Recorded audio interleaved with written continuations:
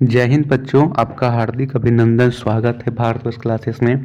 तो आज हम लोग करेंगे कक्षा 7वीं विज्ञान पाठ्य पुस्तक विज्ञान की बातें में अध्याय 14 के प्रश्न उत्तर। अध्याय 14 का नाम है ऊष्मा। प्रारंभ करते हैं। पहला प्रश्न है, सही उत्तर पर सही निशान लगाइए। पहला दे रखा है, इनमें से क्या ऊष्मारोधी है। ऊष्मारोधी का अर्थ है बच्चा जो ऊष्मा का चालक ना हो उसे बोलते हैं ऊष्मारोधी। का लोहा, खा सोना, गा चांदी, घा प्लास्टिक। तो यहाँ पे लोहा, सोना, चांदी ये तीनों ऊष्मा के चालक होते हैं, लेकिन जो प्लास्टिक है वो ऊष्मा को रोकने का काम करता है, वो ऊष्मारोधी की तरह कार्य करता है। तो यहाँ पे सही विकल्प होगा ऑप्शन घा प्लास्टिक। इसका एग्जाम्पल हम लोग देख सकते हैं, जैसे हम लोग बात करते हैं यहाँ पे तवा।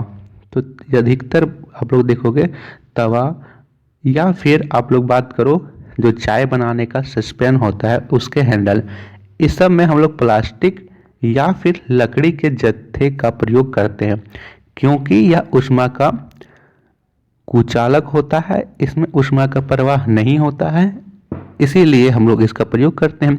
सही विकल्प घा होगा। इसमें दूसरा दे रखा है, एक खाना पकाने का बर्तन काला होता है क्योंकि पहला, काले पदार्थ अधिक गर्मी अवशोषित करते हैं। खा, काली सतहों को साफ करना आसान है।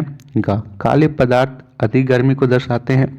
घा, बर्तन की सामग्री क्षतिग्रस्त नहीं होती।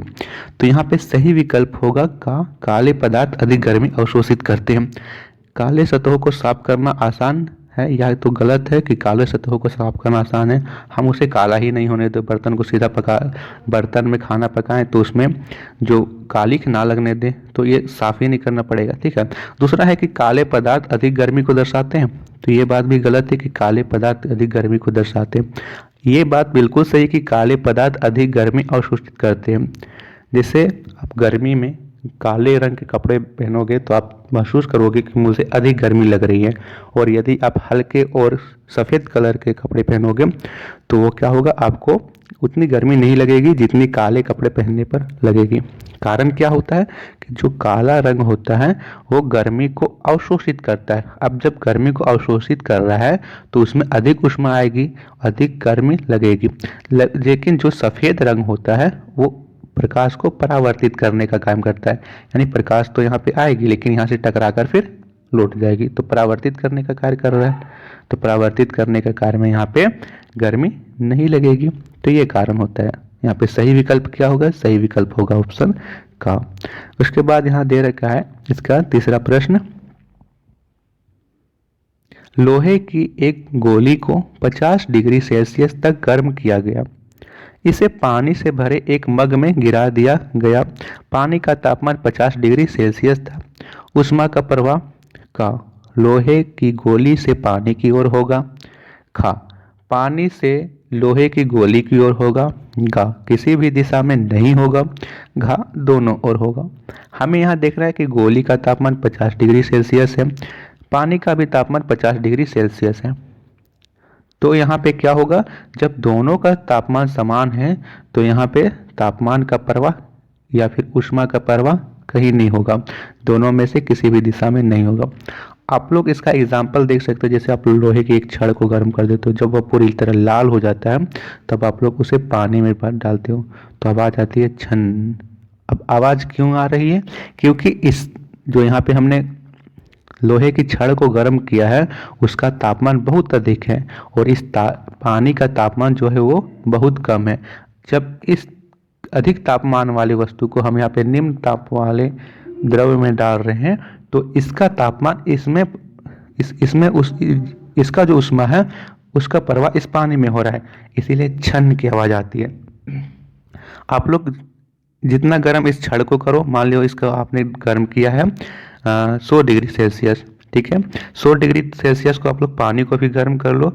अब जब आप लोग इस छड़ को इसमें डालोगे तब कुछ भी छुन छन की आवाज़ नहीं आएगी। आवाज़ तभी आती है जब एक का तापमान कम हो, एक का तापमान अधिक हो। तो याद रहेगा, इसमें होगा किसी भी दिशा में नहीं होगा। चौथा है, गर्मी स्थानांतरण की निम्नलिखित में से किस प्रक्रिया में किसी माध्यम की आवश्यकता नहीं होती। पहला है चावल, यहाँ तो चावल नहीं होगा, चालन होगा। चालन, और दूसरा है संवहन, तीसरा है विकिरण और घा है सभी में। तो यहाँ पे सही विकल्प होगा विकिरण।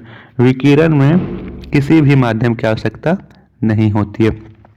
जैसे सूर्य का प्रकाश पृथ्वी तक आता है तो यहाँ पे उसे किसी भी माध्यम की आवश्यकता नहीं होती है, ना हवा की ना पानी की।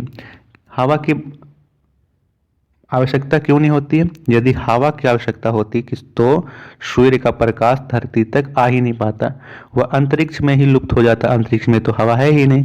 तो सूर्य के प्रकाश विकिरण का एक उदाहरण है जिसके द्वारा हमें ऊष्मा की प्राप्ति होती है। तो विकिरण में हमें किसी भी माध्यम की आवश्यकता नहीं होती है।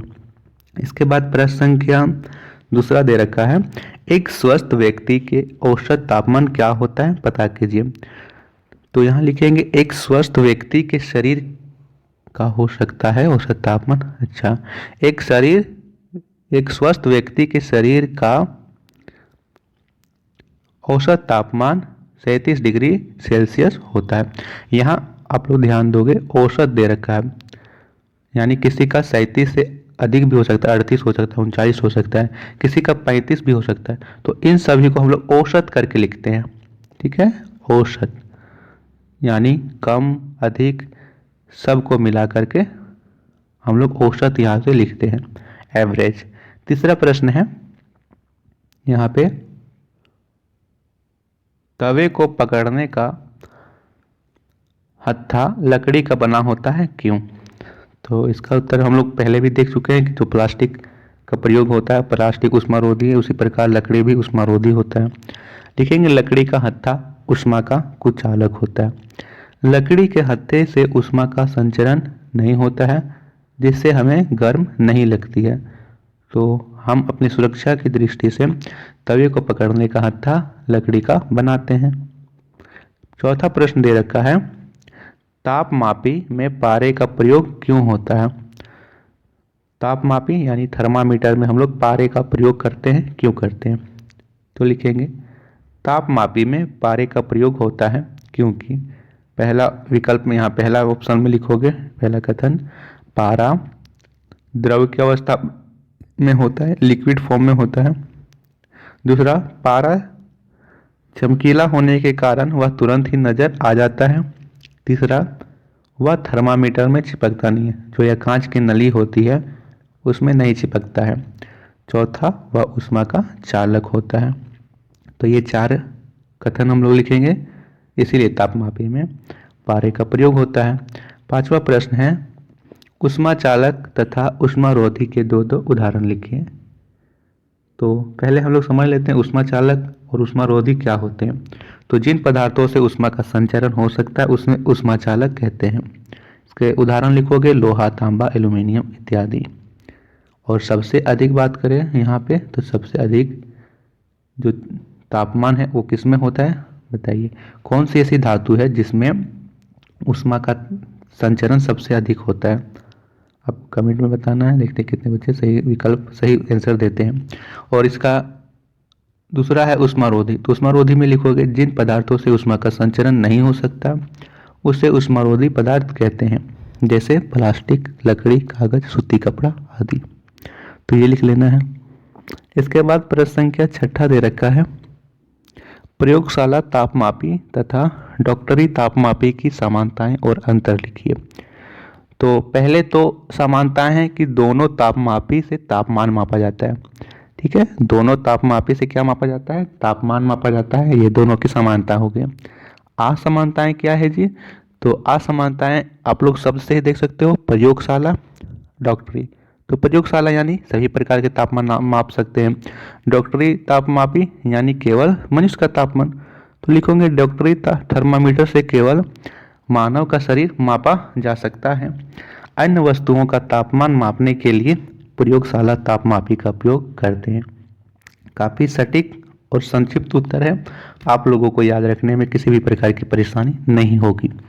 सातवां प्रश्न है, सर्दियों में एक मोटे चादर ओढ़ने के बदले दो तीन पतली चादर ओढ़ने से अधिक ऊष्मा मिलती है, व्याख्या कीजिए। लिखेंगे 2-3 चादर ओढ़ने से हमें अधिक ऊष्मा मिलती है क्योंकि इसमें अधिक परत बनते हैं जो हमारे शरीर की ऊष्मा शरीर से बाहर नहीं निकलने देती, वह हमारे शरीर को गर्म रखती है। जैसे हमने एग्जाम्पल देखा था कि कांच की गोली का तापमान 50 डिग्री सेल्सियस था, जल का भी तापमान 50 डिग्री सेल्सियस था। यहाँ पे सर्दियों के दिनों में क्या होता है कि हमारे शरीर का औसत तापमान है 37 डिग्री सेल्सियस, ठीक है। लेकिन जो बाहरी वातावरण का तापमान है वो तो 10 डिग्री सेल्सियस से भी कम हो जाता है। अब इसमें क्या होगा, इसमें बैलेंस होने की स्थिति होगी, या 37 डिग्री भी चाहे या 37 डिग्री भी चाहेगा कि मैं भी 10 डिग्री सेल्सियस के बराबर में हो जाऊँ, दोनों में संतुलन हो जाए। लेकिन यदि ऐसा होता है तो क्या हमारा शरीर, क्या हम जीवित रह पाएंगे? 10 डिग्री सेल्सियस जब हमारा शरीर का तापमान हो जाएगा तो शरीर बिल्कुल ठंडा हो जाएगा, रक्त का परिसंचरण नहीं हो पाएगा, शरीर की नसें फट जाएगी। तो इस तरह की कंडीशन होती है। इसीलिए हम लोग क्या करते हैं, अधिक चादर ओढ़ते हैं, स्वेटर पहनते हैं, ताकि वह हमारे शरीर को ऊष्मा, शरीर की ऊष्मा को बाहर नहीं निकलने दे।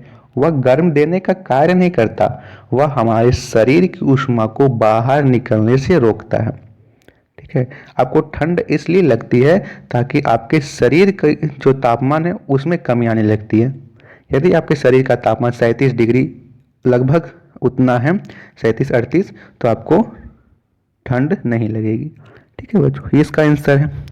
प्रश्न संख्या 8वां दे रखा है, समुद्र समीर और थल समीर कैसे चलता है, सचित्र व्याख्या कीजिए। इसका उत्तर होगा, जब स्थल की गर्म हवा समुद्र की ओर चलती है, समुद्र की ओर आने वाली हवा को समुद्र समीर कहा जाता है। और दूसरा, यहाँ पे स्थल की ओर से ठंडी हवा समुद्र की ओर चलती है, क्योंकि समुद्र की गर्म हवा ऊपर उठती है, यह थल समीर कहलाती है। चित्र बना दिया हूँ मैं, इधर है समुद्र, इधर है स्थल, यहाँ से स्थल से चल रही हवा और यहाँ समुद्र से चल रही है। ये पिक्चर आप लोग बना लोगे, स्क्रीनशॉट ले लीजिए। प्रश्न संख्या 9 दे रखा है, सर्दियों में चिड़िया अपने पंख फुलाकर बैठी रहती है, क्यों? वह अपने पंखों को स्वेटर की तरह कार्य करती है। मैंने आपको अभी समझाया कि हम लोग सर्दियों में स्वेटर क्यों पहनते हैं। हम लोग सर्दियों में स्वेटर ऊष्मा प्राप्ति के लिए नहीं, अपने शरीर की ऊष्मा को बरकरार रखने के लिए पहनते हैं। इसी प्रकार जो चिड़िया होती है वह अपने शरीर की ऊष्मा को बचाए रखना चाहती है, वह नहीं चाहती कि मेरी ऊष्मा शरीर से निकल के वातावरण में चली जाए। तो लिखेंगे, चिड़िया सर्दियों में अपने पंख फुलाकर बैठती है। यहाँ पर चिड़िया के पंख ऊष्मा के कुचालक के रूप में कार्य करते हैं। वह चिड़िया के शरीर की ऊष्मा बाहर नहीं निकलने देते हैं, जिस कारण उसे गर्मी का एहसास होते रहता है। या फिर लिख सकते हो कि उसे, उसके शरीर में ऊष्मा रहती है और उसे ठंड नहीं लगती, इसलिए वो पंख फुलाकर बैठती है, स्वेटर की तरह कार्य करती है। 10वां प्रश्न है, गर्मियों में और सर्दियों में उपयोग लाए जाने वाले छाते का रंग क्या एक ही रंग के होने चाहिए, क्यों? यहाँ पे लिखेंगे, नहीं, हमें गर्मियों में सफ़ेद या हल्के रंग के छाते का उपयोग करना चाहिए। हल्के रंग के छाते ऊष्मीय विकिरण के अधिकांश भाग को परावर्तित कर देते हैं, रिफ्लेक्ट कर देता है, जबकि हमें ठंड के दिनों में गहरे रंग के छाते या फिर काले रंग के छाते का उपयोग करना चाहिए। गहरा रंग की पृष्ठ अपेक्षाकृत अधिक ऊष्मा को अवशोषित करता है और हमें गर्मी का एहसास होता है। अब से याद रहेगा कि आप लोगों को, यदि जैसे आप लोग कहीं घूमने जा रहे हो, आप लोगों को लग रहा है कि हमें धूप में बैठना पड़ेगा, धूप में घूमना पड़ेगा, तो आप लोग हल्के कपड़े और सफ़ेद कपड़े पहन के जाओ, हो सके तो आप लोग गर्मी का एहसास उसके अपेक्षाकृत कम लगेगा। किसके? आप लोग काले कपड़े पहन के जाओगे उसके मुकाबले। तो आशा करता हूँ कि आप लोगों को प्रश्न समझ में आए होंगे। भारतोष क्लासेस पर नए हो तो रिक्वेस्ट है कि सब्सक्राइब जरूर करना। इस वीडियो का टारगेट है 100 लाइक, इसे भी ज़रूर पूरा कीजिएगा। धन्यवाद बच्चों। नेक्स्ट वीडियो में हम सभी करेंगे अध्याय 15 के प्रश्न उत्तर। आपको उससे प्रश्न पढ़ के आना है। Thank you.